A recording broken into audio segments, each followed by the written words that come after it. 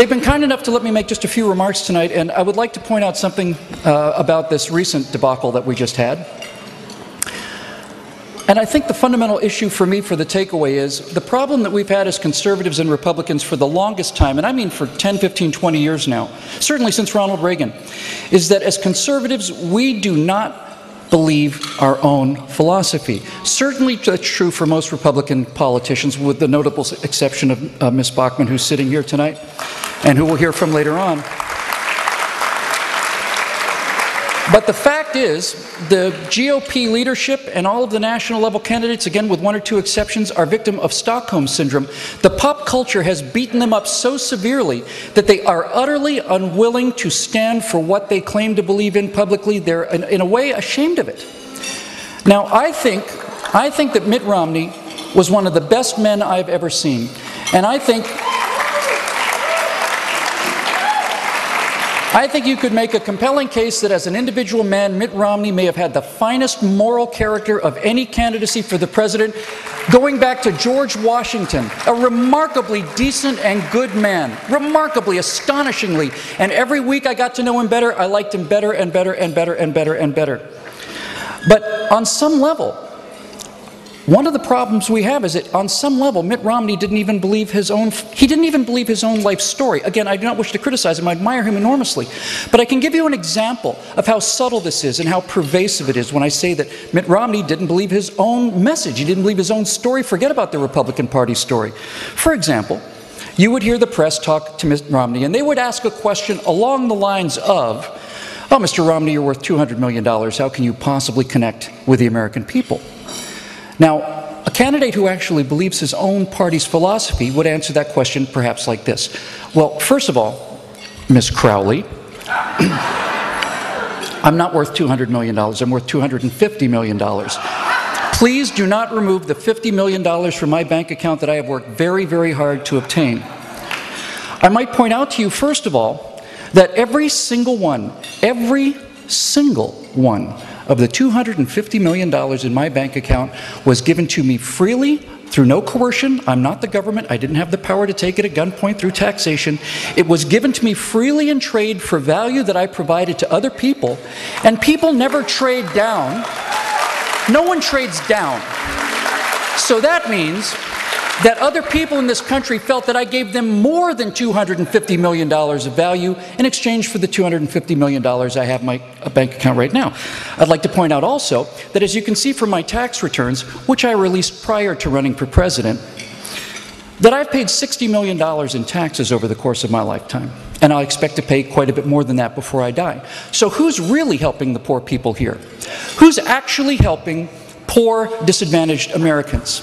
I've paid $60 million in taxes, which have gone to entitlements, welfare, Social Security benefits, all of these things. Community organizers have paid precisely nothing. They hand out forms, but the forms that people fill out to get benefits are paid for by people like me. And now we get to the root of it, Ms. Crowley, because the real reason I'd like to answer this question directly is, the reason that I have $250 million in my bank account is because I and my associates have generated, we're able to approximate approximately $5 billion of wealth for this society. $5,000 million is about the number that we've generated, which means that the $250 million that I've kept is but a tiny sliver of the total amount of wealth that we've generated for everybody. People all across this country, thousands, if not tens, or maybe even hundreds of thousands of people, have gotten paychecks as a result of the work that we do. We haven't just given them handouts. I pay taxes so people can have handouts, but we have paid salaries, and that is people's car payments, and it's their children's college tuitions, it's mortgage payments. All of this is generated by the work that we do, of which I've kept a tiny sliver, which is $250 million. And the final thing I might point out to you is this. I'm running for President of the United States of America. This is the richest country in the history of the world. We have a nation for the first time in history where the primary health concern among poor people is obesity. I may have $250 million in my bank account, but I am telling you now that if I stand next to a person who's flat out broke, who hasn't got a penny, I do not live 250 million times better than that person does, not here in America. They have air conditioning, I have air conditioning. I have more rooms to air condition, but we both have air conditioning. They have a car, I have a few cars. I don't have 250 million cars, and the cars I do have are not 250 million times better than theirs. If I get hit by a bus, I'm taken to the same hospital as the poorest Americans, where I'm given the same treatment by the same doctors as the poorest Americans. I get the same antibiotics and the same medical treatment as the poorest Americans. And so the $250 million that is being used to demonize me as a person who's not an actual being, but rather a vampire, does not mean I live on a different planet than you. On the contrary, what it means is my entire philosophy is based on the idea that everybody should have $250 million, and that's why I'm not ashamed to talk about my bank account.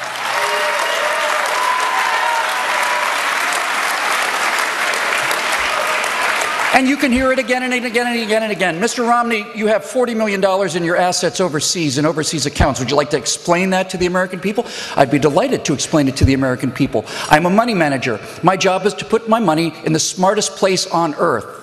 So, I have $40 million in overseas accounts, including Switzerland and the Cayman Islands. And rather than talking about whether or not I have money overseas, why don't we talk about why I have my money overseas? Why don't we talk about the fact that the United States of America has the 40th highest corporate tax rate, where we used to be the lowest tax rate in the world, now we're number 40? Why is it that we're not talking about the policies and the procedures that this president and this administration have put in place that make the smart play putting my money overseas? Why don't we talk about changing the rules so that money managers and wealthy people from all over planet Earth are putting their money in America like they used to? Why don't we have that conversation? No. We don't have that conversation because we don't believe our own story. Now, because I get up and talk in front of groups like this every now and then, somebody says, well, Bill, are you going to run for office? I say, no, thank you. I have no interest in it, none whatsoever. And when people say, well, you make an interesting president, I'd say, there's no way that I could be president of the United States. I have no military experience. I've never run a business, for God's sakes. I mean, who could possibly clear that bar? The great thing about President Obama is he's actually left the presidential bar on the floor. Anyone can walk over that bar now. If Barack Obama can be president of the United States, literally anybody in the planet can be president of the United States. But just to tell you, I tell people, listen, I'm temperamentally not suited to be president. And I'm about to prove it to you. Because when I talk about the message and the messenger not matching, when I talk about our politicians in the Republican Party not believing their own message, I'd like to just give you an example of what that might sound like if you actually did in fact believe the way you say you believe. President Whittle, please tell us about the events that occurred around the consulate in Benghazi over the last week. What were you doing when you heard the news, and what did you do after that? My response would be, as president, well, first of all, the only thing that I'm more terrified of than answering that question dishonorably or dishonestly is to tell you the actual truth of what I was doing. And if the First Lady found that I answered that question honestly, I would actually be more afraid of that outcome than the real one. But suffice it to say that the President of the United States, once something is known to the National Command Structure, the President knows about it within 4 or 5 minutes. The President is never off duty. The President's never in the shower. The President's never away for the afternoon. So 5 or 6 minutes after that attack began on Benghazi, I was fully apprised of the situation. My immediate command was to authorize the in extremis response force that we kept stationed in Italy and have stationed throughout the world.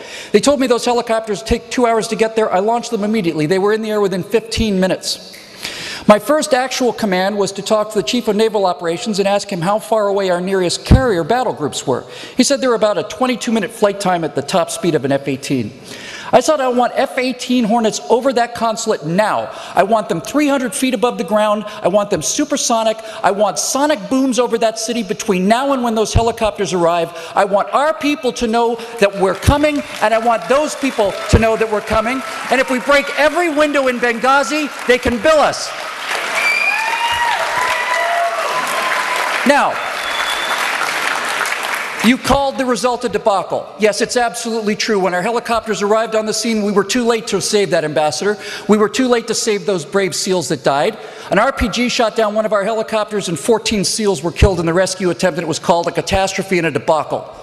It's a catastrophe and a debacle not to go. I do it again tomorrow. Our people around the world need to understand that when Americans at risk, America is going to come to their aid whether we get there in time or not.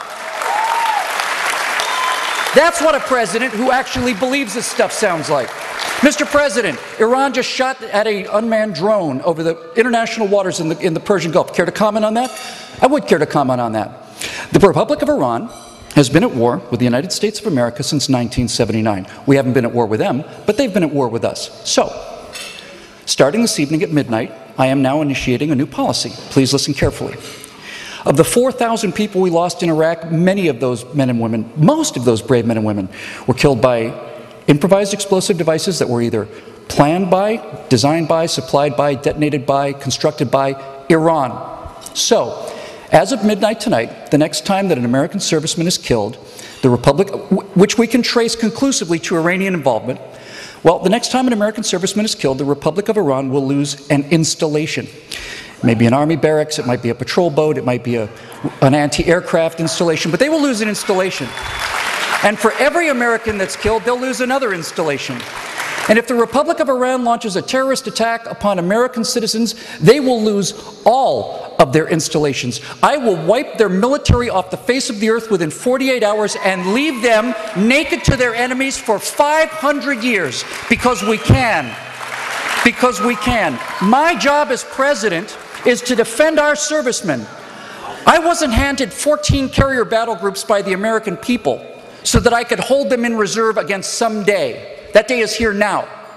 We welcome the people of Iran back into the world, the ancient civilization, marvelous, magnificent, cultured people who deserve a lot better than what we've got. And when I say they're going to lose an installation, I'm including the general headquarters of the army, so you generals in Iran might want to keep this consideration foremost in your mind. This is what it sounds like when you actually believe in the civilization that you claim to represent. This is what it sounds like when you believe that civilization is worth preserving. And until we can find a messenger who's ready to combine that with the message, we are going to be worried about things like paths to 270 and getting out the vote software for the rest of time. But when we find that combination, the entire year prior to the election is going to be time to have a margarita, because the results will be a foregone conclusion. The only question will it be a 45-state win like Reagan had in 1980, or will it be a 49-state win like he had in 1984? Those are the only questions that are going to concern us. Because our message, unlike many of our messengers, our message is unbeatable. Our message is unbeatable. Think about this.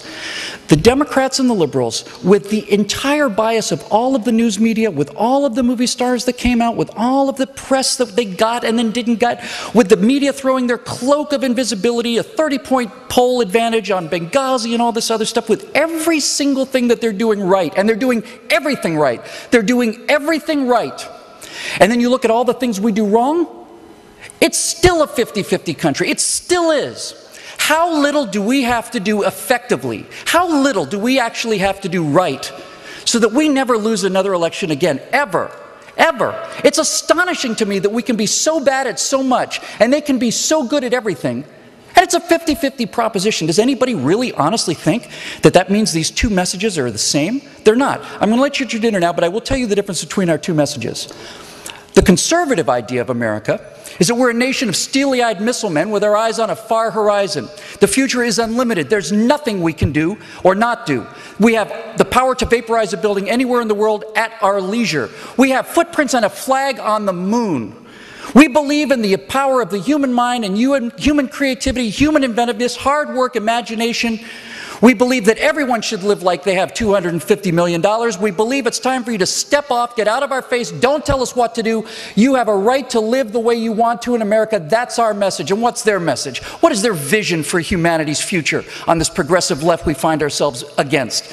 Their vision of a future for America is a bunch of people sitting around in thatch huts, sitting around a burning cow pie, pulling parasites off of each other, eating their sustainable algae cakes, and having, organic bake sales to raise money for the Guatemalan water snake. Are you actually telling me that these two visions are equivalent? Of course they're not. Of course they're not.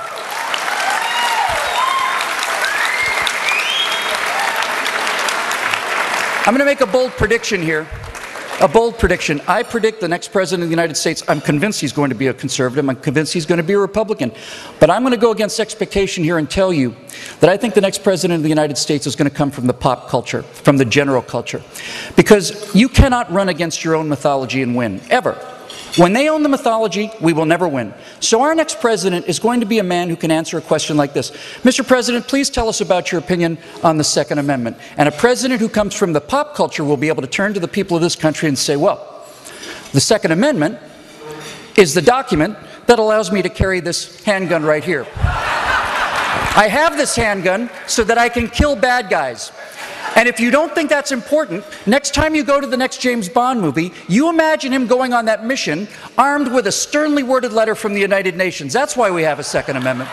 Enjoy your dinner, and we'll see you a little bit later on tonight.